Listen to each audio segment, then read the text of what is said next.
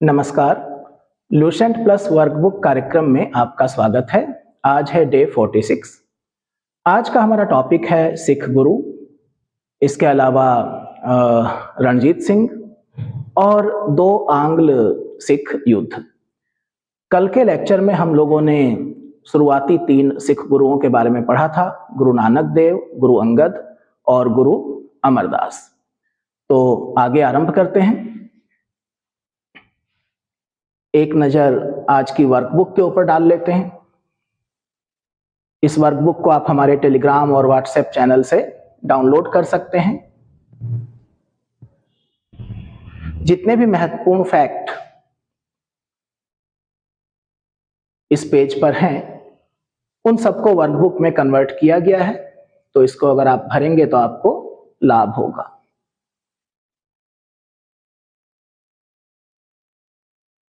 तो आरंभ होता है सिखों के चौथे गुरु गुरु रामदास से। गुरु रामदास तीसरे गुरु अमरदास के दामाद थे। अमरदास की पुत्री बीबी भानी के पति थे और अमरदास ने अपने उत्तराधिकारी के तौर पर इनका चुनाव किया था। अकबर ने बीबी भानी को 500 बीघा भूमि दी थी, जिस पर गुरु रामदास ने अमृतसर नामक जलाशय का निर्माण करवाया था और अमृतसर शहर की स्थापना करी थी। इस नगर की स्थापना करने के लिए धन की आवश्यकता थी, तो उन्होंने अपने अनुयायियों को इसके लिए कहा कि वो धन का दान करें और उन्होंने अपने शिष्यों को धन एकत्र करने के लिए भी भेजा, जिन्हें रामदासी कहा गया। गुरु रामदास ने अपने तीसरे पुत्र अर्जुन को अगला उत्तराधिकारी नियुक्त किया और इस प्रकार से गुरु पद को पैतृक बना दिया। तो सिखों के 5वें गुरु रामदास के पुत्र अर्जुन, गुरु अर्जुन देव। गुरु अर्जुन देव, जिनका कार्यकाल रहा 1581 से लेकर के 1606 तक, इन्होंने सिखों के धार्मिक ग्रंथ आदि ग्रंथ की रचना करी, गुरु ग्रंथ साहिब। इसके अलावा इन्होंने अपने अनुयायियों से आध्यात्मिक कर लेने की भी शुरुआत करी। इन्होंने कहा कि वो अपनी आय का 1/10 भाग गुरु को अर्पित करें। अमृतसर तालाब के मध्य में इन्होंने हरमिंदर साहब का निर्माण करवाया और हरमिंदर साहिब का जो आधारशिला है, जो नींव है, वो कादरी संप्रदाय के प्रसिद्ध संत थे मियां मीर, उनके द्वारा रखी गई थी। इसके अलावा अर्जुन देव ने तरन तारन और करतारपुर नामक नगरों का भी निर्माण करवाया था। 1606 में विद्रोही राजकुमार खुसरो को आशीर्वाद देने की वजह से जहांगीर ने इनको बंदी बना लिया और वहां पर इनकी हत्या कर दी गई। यहीं से मुगलों और सिखों के संबंध बिगड़ने शुरू हुए। गुरु अर्जुन देव के उत्तराधिकारी बने गुरु हरगोविंद 1606 से 1645। बदले हुए राजनीतिक हालातों में इन्होंने सिखों को सैन्य शिक्षा देनी आरंभ करी। सिखों को सैनिकों के तौर पर संगठित करना शुरू किया। इन्होंने अकाल तख्त का निर्माण करवाया और अमृतसर की किलेबंदी करी। सिखों के 7वें गुरु गुरु हर्राय थे 1645 से 1661 तक। इन्होंने भी सिखों को सैनिक शिक्षा जारी रखी और इनके समय में ही शाहजहां के पुत्रों में उत्तराधिकार का युद्ध हुआ था और दारा सिकोह इनसे मिलने गया था। इन्होंने उसको आशीर्वाद भी दिया था और इसकी वजह से औरंगजेब जब गद्दी पर बैठा तो वो इनसे नाराज हो गया और औरंगजेब ने इनको दिल्ली आने के लिए कहा। तो गुरु हर्राय खुद तो नहीं गए थे दिल्ली। इन्होंने अपने पुत्र राम राय को भेजा था। और राम राय ने कुछ ऐसे कार्य किए जिससे औरंगजेब काफी प्रसन्न हुआ, लेकिन गुरु हर राय नाराज हो गए और उन्होंने गुरु राम राय को उत्तराधिकारी नहीं घोषित किया। उसकी बजाय अपने 6 वर्ष के पुत्र हरकिशन को उत्तराधिकारी घोषित किया। आगे चल करके राम राय ने देहरादून में अलग से एक गद्दी की स्थापना कर ली और उनके अनुयायी ही राम राय कहलाते हैं। हरकिशन, गुरु हरकिशन 1661 से और 1664 चेचक से इनकी मृत्यु हो गई थी। उन्होंने अपना उत्तराधिकारी तेग बहादुर को घोषित किया। गुरु तेग बहादुर जो सिखों के गुरु हरगोविंद के पुत्र थे, और अमृतसर की जगह उन्होंने मखोवाली में अपना मुख्यालय बनाया। औरंगजेब के साथ इनके संबंध बेहतर नहीं थे। औरंगजेब ने इनको दिल्ली बुलाया, इस्लाम स्वीकार करने को कहा और नहीं स्वीकार करने पर इनकी हत्या कर दी गई शीशगंज गुरुद्वारा के समीप। सिखों के 10वें और अंतिम गुरु गोविंद सिंह 1675 से 1708 तक। गुरु गोविंद सिंह का जन्म पटना में हुआ था और इन्होंने मखोवाल के पास आनंदपुर नाम के नगर की स्थापना करी थी, वहीं अपनी गद्दी स्थापित करी। इसके अलावा हिमाचल प्रदेश में सिरमौर वाले इलाके में पाउंटा की इन्होंने स्थापना करी। पाउंटा में ही गुरु गोविंद सिंह ने सिखों को सैनिक प्रशिक्षण देना शुरू किया। कुछ किताबें लिखी इन्होंने, कृष्ण अवतार, विचित्र नाटक, चंदी दीवर और जफरनामा। गुरु गोविंद सिंह ने आनंदपुर और कीरतपुर के मध्य में 4 किलों की स्थापना करी, जिसमें आनंदगढ़, केसगढ़, लोहगढ़ और फतेहगढ़ शामिल हैं।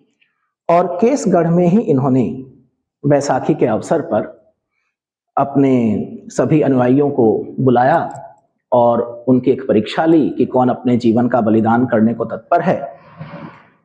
खालसा पंथ की स्थापना 1699। खालसा का अर्थ होता है शुद्ध या विशेष। इसके पश्चात मुगलों के साथ गुरु का युद्ध शुरू हो गया और गुरु के 4 पुत्र इस युद्ध में शहीद हुए। 2 पुत्र जोरावर सिंह और फतेह सिंह आनंदपुर के सेकेंड बैटल में उनको दीवार में जिंदा चिनवा दिया गया। और चकमौर के युद्ध में बाकी 2 पुत्र अजीत सिंह और जुझारू सिंह भी शहीद हो गए। गुरु गोविंद सिंह ने इन युद्धों के दौरान जो गुरु ग्रंथ साहिब थे, जो आदि ग्रंथ था, वो लुप्त हो गया था, तो उसको पुनः संकलित कराया।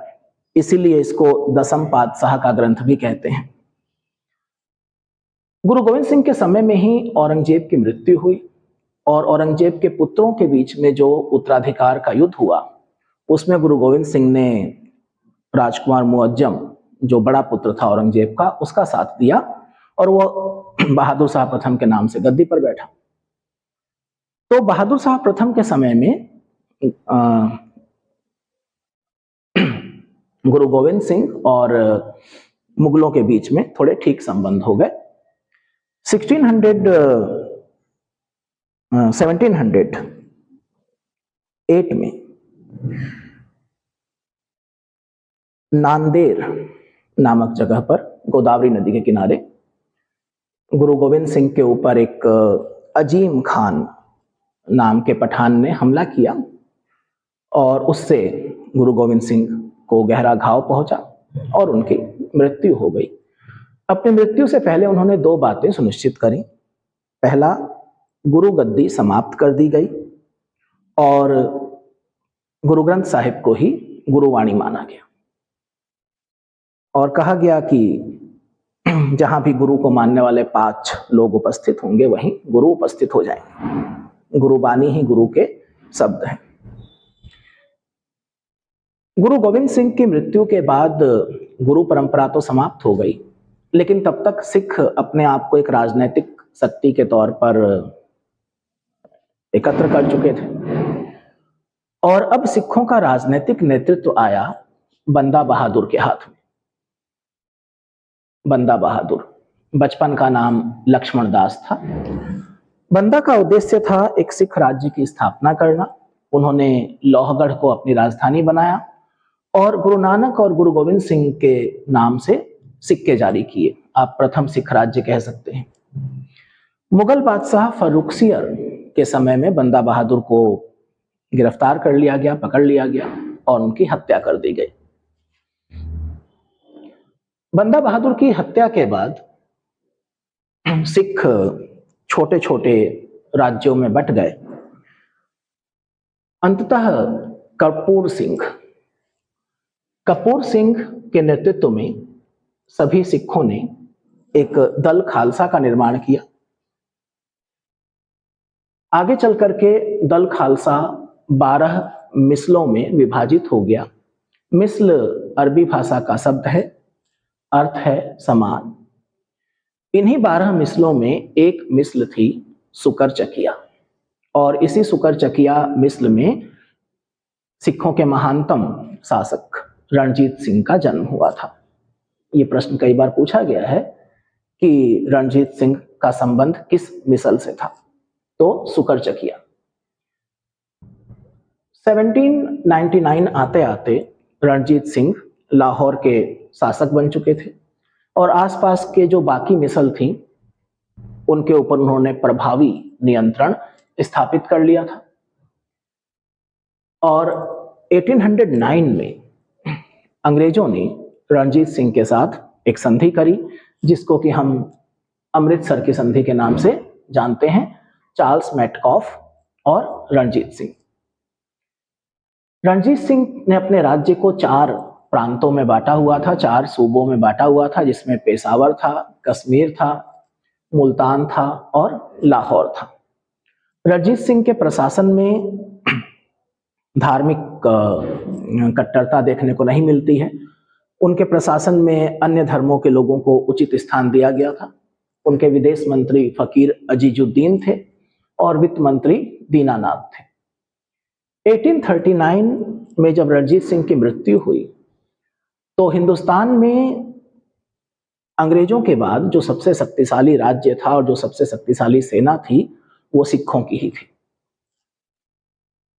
लेकिन रणजीत सिंह के उत्तराधिकारी कमजोर निकले और आंतरिक षड्यंत्र ज्यादा विनाशकारी सिद्ध हुआ और अंततः अंग्रेजों ने पंजाब को कब्जे में ले लिया। 2 एंग्लो सिख वॉर हुई। जब हम लोग इतिहास को डिटेल में पढ़ेंगे अपनी इतिहास श्रृंखला में, तो वहां पर रणजीत सिंह पूरा अलग से एक टॉपिक आएगा, एंग्लो सिख वॉर अलग से एक टॉपिक आएगा। यहाँ पर जैसा आप जानते हैं कि हम लोग ल्यूसेंट के हिसाब से चल रहे हैं, तो जो महत्वपूर्ण तथ्य यहाँ पर हैं मैं उसके हिसाब से आपको एक्सप्लेन कर रहा हूं। तो 2 एंग्लो सिख वॉर हुई और पंजाब का विलय हो गया।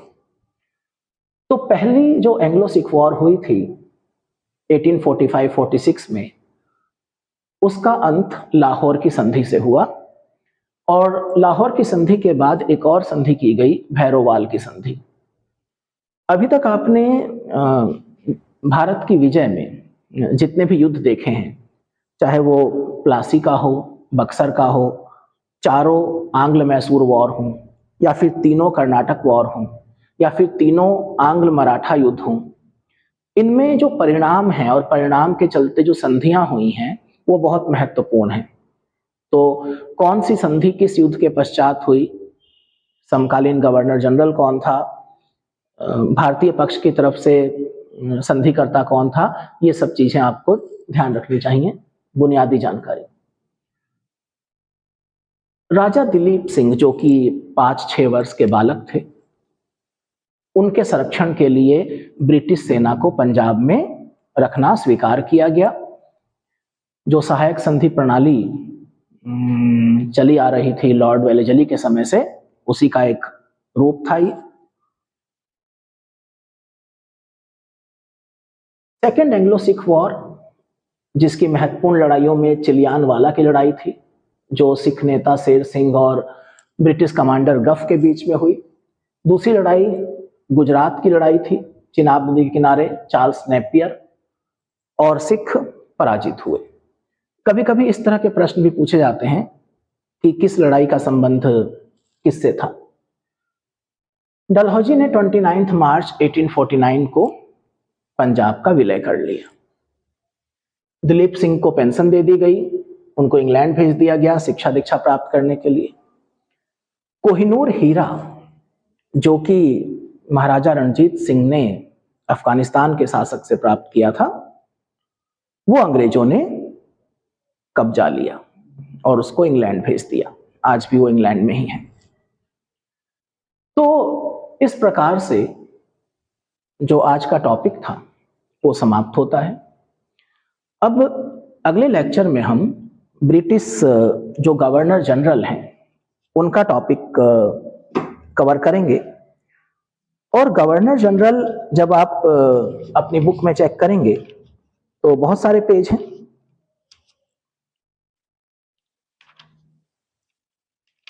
लगभग 8-9 पेज हैं। एडिशन का अंतर हो सकता है, 2023, 2024, किसी में 8 पेज होंगे, किसी में 9 पेज होंगे। तो गवर्नर जनरल का जो टॉपिक है उसको मैं पेज वाइज ना लेकर के उसको मैं एक ही लेक्चर में लूंगा। तो आप समझ सकते हैं कि अगर 8 से 9 पेज ल्यूसेंट के हम एक लेक्चर में ले रहे हैं और लाइन बाय लाइन उसको कवर करेंगे तो उसमें समय लगेगा। तो अगला लेक्चर आपका काफी लंबा होने वाला है। एक मास्टर क्लास समझ लीजिए, जिसमें एक ही क्लास में हम रॉबर्ट क्लाइव से लेकर के और लॉर्ड माउंटबेटन तक के समय की जो भी महत्वपूर्ण गतिविधियां हैं, जो भी महत्वपूर्ण घटनाएं हैं, उनके ऊपर थोड़ी थोड़ी जानकारी आपको प्रोवाइड करेंगे।